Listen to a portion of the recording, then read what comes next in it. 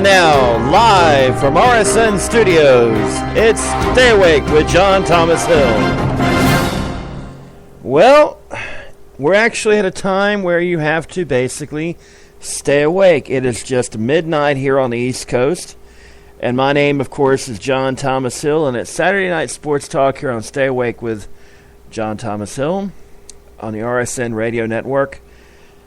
Okay, let's start talking about sports. Let's go to the Miami Heat on Thursday night made it 2 in a row as they defeated the San Antonio Spurs in a great Game 7 to win their second straight NBA title. What does that mean for the NBA? Is this the eventual decline of the Spurs? Have they peaked? Are they on the slow decline down? Let's face it. Tim Duncan, Manu Ginobili, Tony Parker, they're not getting any younger. But then again, Greg Popovich has a way of reloading. And Tim Duncan probably has about 3 or 4 more good years left in him. And unless he succumbs to injuries or anything like that, more than likely we're going to have Tim Duncan around for quite a while longer. As for the Heat, well, rumors are swirling that Chris Bosh is about to be traded. And that actually might be a good thing for Chris Bosh and the Miami Heat because, let's face it, Chris Bosh has been pretty much lost amongst Dwayne Wade and LeBron James, the other players. And it would be a good deal because they could probably get a couple of more role players, free up some salary, and maybe keep LeBron James there. Chris Bosh should go to another team, become a starring player once again like he was in Toronto. Rumors have had him going to Charlotte, but that kind of the feeling is that it's either, I don't think he's going to go there, but he wants to win. He wants to be in a playoff atmosphere. I think Cleveland is a possibility, which would be ironic. I think Houston is a possibility. The Lakers, of course, would possibly be considering. Then, of course, the Clippers. Of course, the Clippers, have made some big news because they want to do a trade the NBA didn't allow them to do, which is basically to trade Kevin Garnett, Paul Pierce, and their head coach Doc Rivers to the Clippers. It's probably going to get done in the sense that Doc Rivers is probably going to be fired or released by the Celtics, and then the Clippers will pick him up, and then they'll make the trade. The NBA won't like it, but let's face it, it's good for business. And it would make LA a truly 2 NBA team town. And not just for a flash in the pan. Chris Paul would more than likely stay there. Even if they just got Doc Rivers in this whole deal. That would be a big deal because it would keep Chris Paul there. Even if they don't get Kevin Garnett and Paul Pierce, they could probably wind up getting another free agent, perhaps Chris Bosh. So there are definite possibilities there. And maybe perhaps even, dare I say it, Dwight Howard. Would that not be ironic? My apology. Okay. Now, let's take a look at what happened tonight in the NHL. This is going to be a legendary series. Game 5, another exciting finish. Chicago wins 3-1. A late empty net goal seals the deal for the Blackhawks. They're up 3-2. We go back to Boston on Monday night. I fully suspect Boston's going to win with another exciting game.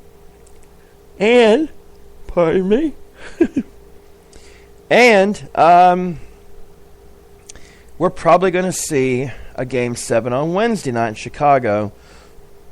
And Lord knows who's going to win that one. I don't care. I just want to see a great game. Now, on to college baseball.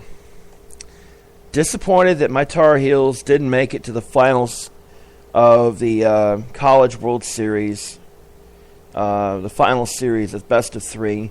UCLA beat them last night 4-1. The Tar Heels had a rally going in the 9th, but they just couldn't pull it through. Congrats to UCLA. They did a great job of beating the Tar Heels. Tar Heels, number 1 seed, managed to finish tied for 3rd in the nation.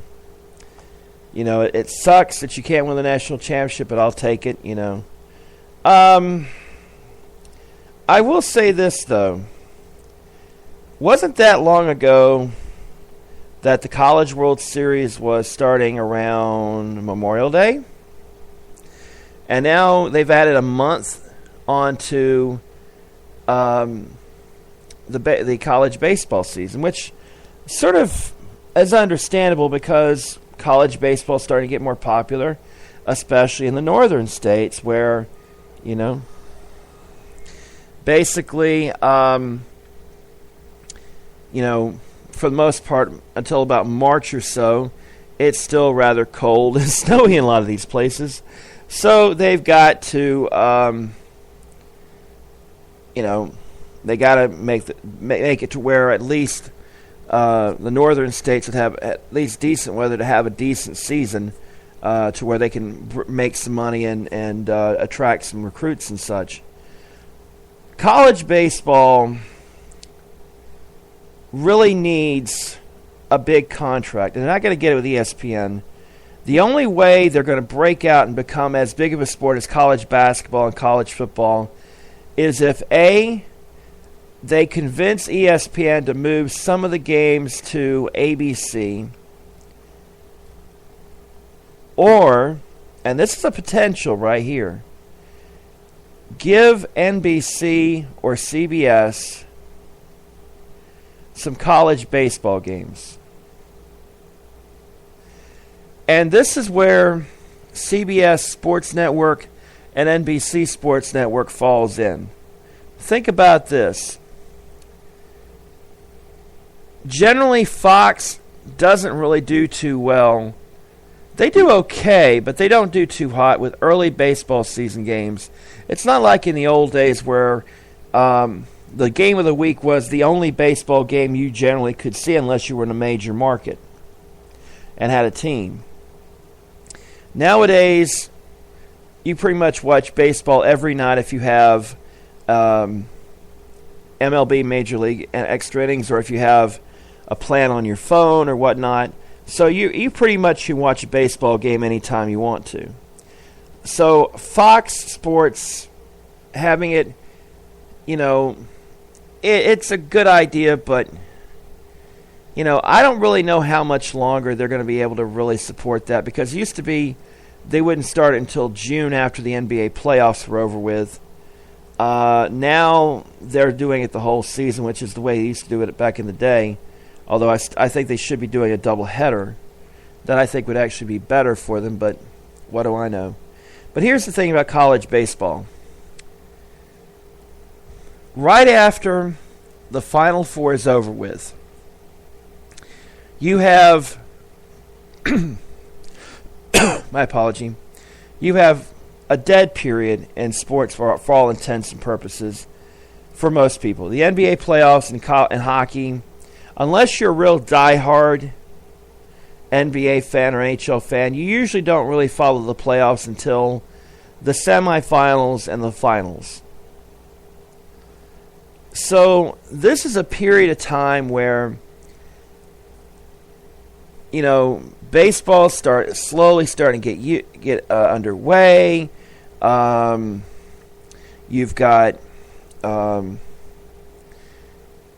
pretty much have an opportunity right there, if you're smart about it, to put college baseball and make it special. Here's what I would do if I were CBS or NBC, especially if I were CBS. I would have a Saturday college baseball game of the week. Put it on before you put on golf at 3 o'clock. And usually, if it runs over, they're not going to care about it because golf fans will probably get a little verklempt, but screw them. I'm sorry. I think golf on television is the most boring thing in the entire universe. To be perfectly frank with you. You put it on there, and you're not going to blow out the whole sport. You're going to have a fancy set up for college baseball. It's going to be basically like what ESPN does for super regionals, not for the College World Series, but super regionals, on a weekly basis. You have some games on CBS Sportsnet, say a primetime game or anything. Unless, of course, if you're CBS and you go, hey, instead of just reruns, let's put on college baseball on Saturday nights. Big matchups. Maybe even, dare I say it, have regional coverage.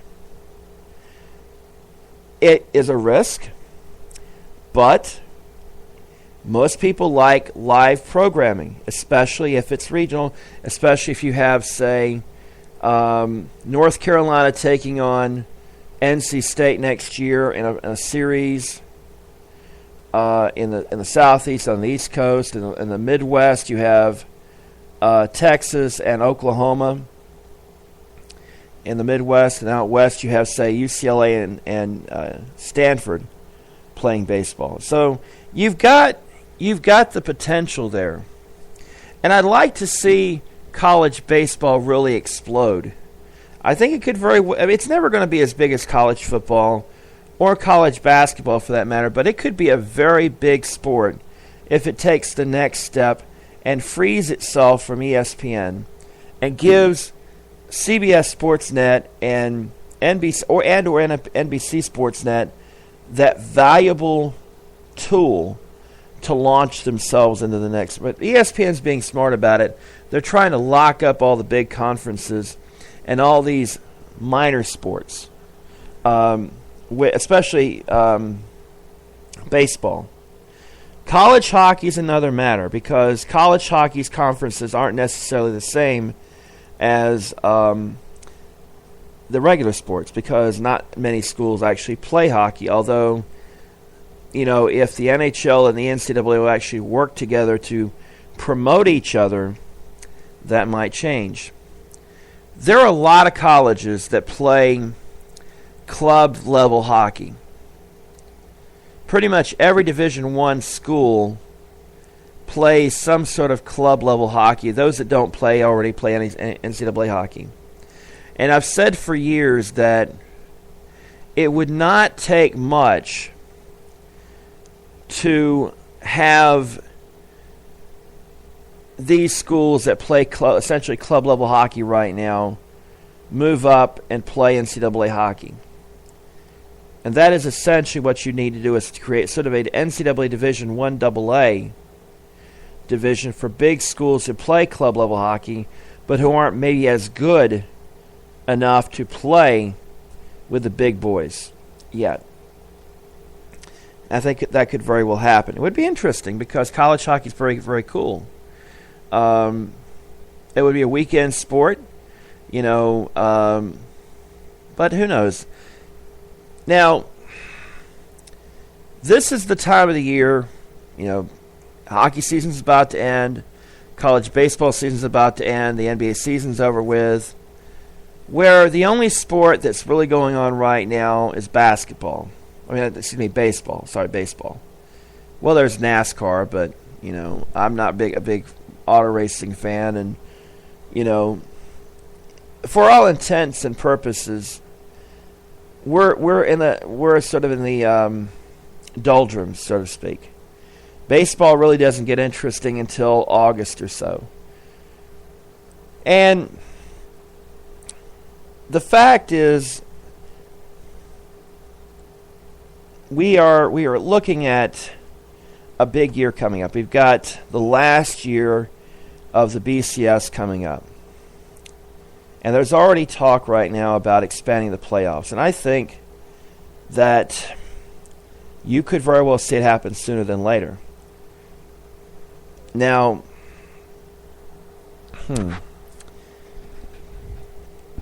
on that matter, I have a feeling that you're going to see college football expand the season. Moving the season forward, or back, I should say, the beginning to somewhere in mid-August, early August. What they're going to do is what in my opinion I think they should do is have the conference championship games on Thanksgiving weekend. Now I know they'll kill a bunch of old rivalries and such, but the reality is you have Friday, Saturday, not much college football to begin with, and a lot of those games, for the most part, really don't matter, except there are some rivalries, and, it's basically rivalry time. Most of the rivalries are good if you're fans of the team, but unless there's a lot of national championship implication or conference championship implication or whatnot, most people aren't really going to pay attention to it. So that is a possibility. You move it back to the beginning of August. You add another bye week. I could see it happen, but the NCAA really doesn't want to push it too far because the specter of concussions are coming up. And concussions are one of those things that, unfortunately, well, let's face it. It is what it is. Concussions are going to be a big reason why football is going to change dramatically in the next 20 to 25 years. And that's why, in my opinion, the sport has to make some very tough decisions very, very soon. Here's my opinion. I think that you have to really start training players to tackle better, and basically make the rules and have them develop along the lines. You have to have the NFL, NCAA, and high school federations and Pee Wee and all these Pop Warner and other youth organizations follow the same guidelines. There needs to be a uniform standard of rules. You have, and this is what really bugs me about football. You have different rules for high school, different rules for college, different rules for the NFL. They should all be the same. What's the difference about having high school kids play 15 minutes? Let them play the whole game and do it like that. That's my opinion, but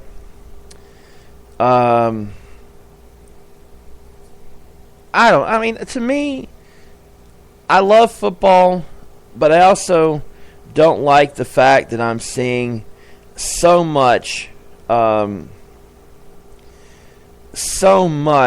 injuries with concussions and such. And now, what's even worse is that we're seeing concussions hit in other sports, like wrestling, for example, amateur and professional wrestling, and basketball, and baseball even, And we're not talking about hit by pitch. We're talking about collisions at the plate, a tough slide, and, the player takes a header into the base or, has contact with the second baseman or shortstop on a double play, and he gets knocked to the ground. That's the whole thing about this concussion thing. It's going to make people wonder, okay, how do we make it safer for everyone without making it to where everybody is wrapped up in so many pads and such, and that sports become boring. Technique in football, precisely. Strangely enough, I think reducing the padding would do a lot of good. I think taking away the helmets would do a lot of good. If you want to keep the helmets, make it hockey-style helmets, to where players are less likely to lead with their head if they feel like they're going to get cut. You know, and that's the thing. If you've ever noticed, rugby doesn't have as many problems with concussions. They still do have a problem with it, but not nearly as much as American football. It's because they don't wear helmets, and the speed of the game is where you're not really running at a guy at full speed, because you're having to judge, and the guy could pass it off and all this, and you're constantly playing for 80 minutes. So really, you cannot rest at all. If you're out there the whole game, you really can't put every bit of effort late in a game to really pop a guy. I mean, yeah, they do have some hard tackles in rugby, trust me, but it's not the same kind of collisions on a regular basis. And that's the thing about football. It builds up over time, these concussions. So that is the specter that will be affecting football. And I could very well see dramatic changes to the NFL in the next 20 to 25 years, to where a lot of old school fans are going to go, this is pussy whip football. It's not like old school. And the parents are going to go, well, we want to make sure our kid was going to be safe when they grew older playing football. And I think that's going to win the day. You're going to have a safer game, not as violent, but just as skilled, if not better skilled. So be aware, that's probably going to come down the pipe. It could hurt football a lot. Remember, baseball used to be the sport. And now it's just one of the big three. And had hockey and baseball not shot themselves in the foot with so many work stoppages and such, and baseball had a work stoppage in 2002, things might be a lot different now. But looking back at the past year in sports, and it's a good time to reflect upon it, because pretty much the only sport going on right now, aside from the last two games of the Stanley Cup playoffs, is baseball. And I think it's safe to say that the NFL had a great season. We had the Baltimore Ravens have a dramatic, uplifting story of Ray Lewis in his final season, win a championship. The Niners resurrect their franchise with a brand new quarterback in Colin Kaepernick. You saw Peyton Manning really blossom again in Dallas. Denver. My apology, Denver. You saw Indianapolis bounce back with a great rookie season by Andrew Luck. So what are we going to expect for the NFL season upcoming? First of all, I think RG3 is going to have a serious sophomore slump, but it may very well be a good thing. I think that he will probably miss some games this year. I think that he will do like Cam Newton and show a lot of promise late in the season, and Washington will be hopeful for 2014. Andrew Luck will have a bit of a slump, but I think he will be okay. I think Indianapolis will miss the playoffs, but barely. And I think that the reason they do is that because the Texans and the Titans, I think the Titans could be a surprising team this year. Now, Cam Newton, third year in the league. This is his make or break year. He doesn't have to win the Super Bowl necessarily, but he's got to get the Panthers to the playoffs.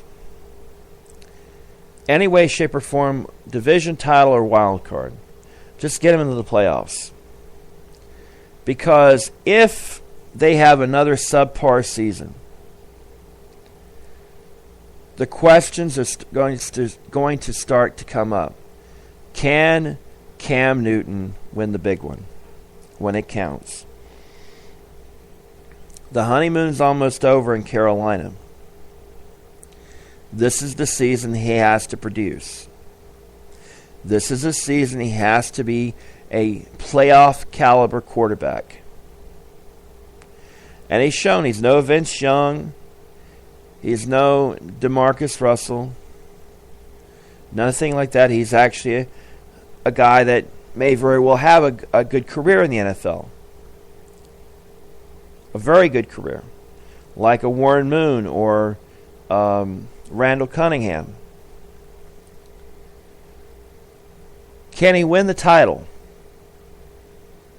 Can he win the Super Bowl with Carolina? Not this year, obviously, but I think if they're able to keep Steve Smith around and keep him healthy and bring in some new talent at wide receiver, I'm still not convinced they have enough talent at wide receiver to really take them to the next level.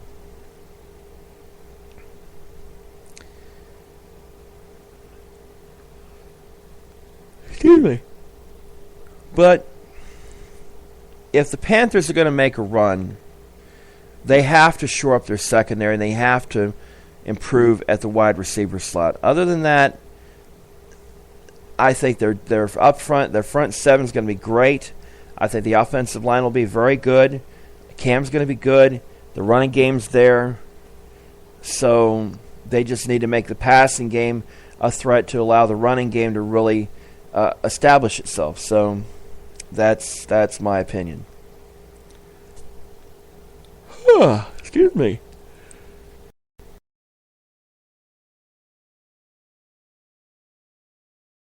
Oh, by the way, I am remiss. Yes, Emma.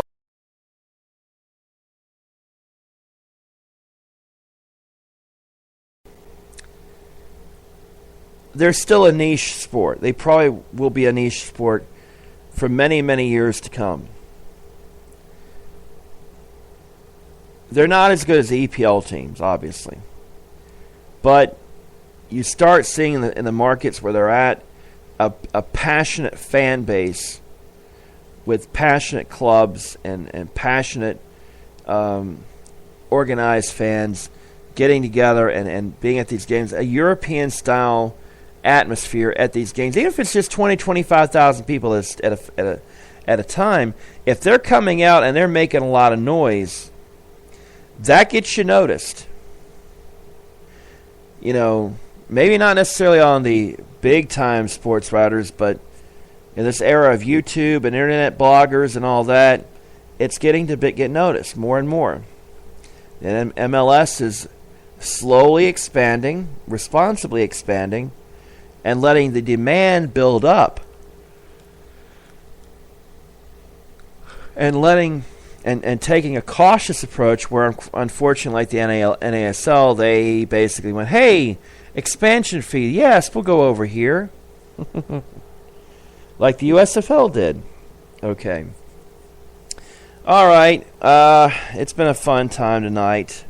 But I'm tired, I'm bushed, and I want to go to bed. So you folks have a great weekend. We may do this tomorrow. Who the hell knows?